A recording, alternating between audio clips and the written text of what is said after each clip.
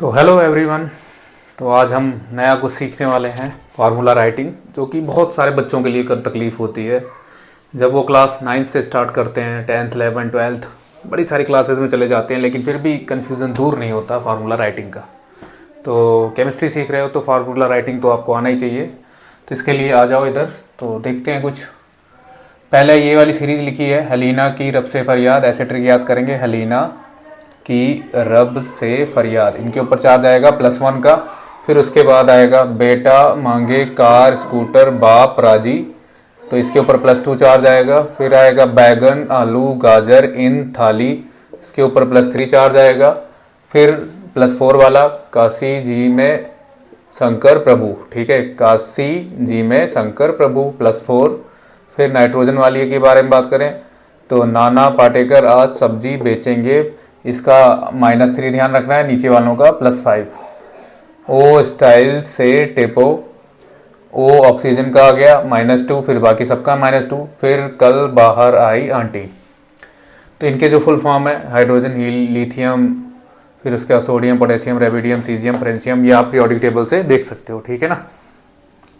अब हम बात करते हैं कुछ कॉम्प्लेक्स आयन है हमारे पास। सल्फेट के ऊपर -2 चार्ज, इसको बोलते हैं sulphate. Carbonate, hydro oxide, nitrate -1 and phosphate is -3। तो चलो फार्मूला राइटिंग सीखते हैं कुछ। जैसे यहाँ पे लिखना है मुझे कैल्शियम फ्लोराइड, तो इनका चार्ज देखेंगे, पहले हमेशा प्लस वाला आता है, फिर उसके बाद माइनस वाला। तो कैल्शियम का चार्ज यहाँ पे देखो, इस वाले ट्रिक में बेटा मांगे कार स्कूटर यानी कैल्शियम है ये, +2 चार्ज।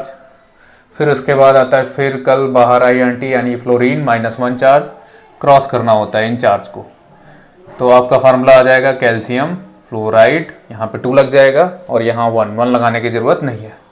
और हम देखते हैं, जैसे कैल्शियम है, ऑक्सीजन है, -2 और +2, यहाँ पर देख सकते हो ऑक्सीजन माइनस, और यहाँ पे देख सकते हैं आप कैल्शियम +2। इन दोनों चार्ज को कट कर सकते हो तो काट देना है, अगर कट रहे हैं तो सीधा फार्मूला कैल्शियम ऑक्साइड।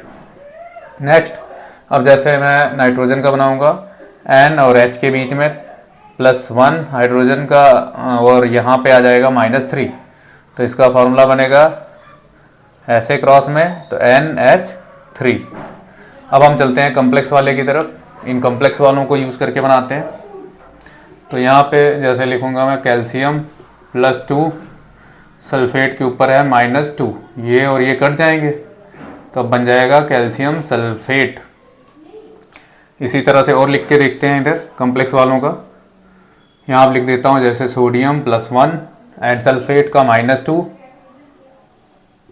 क्रॉस करेंगे तो ये बन जाएगा Na2SO4।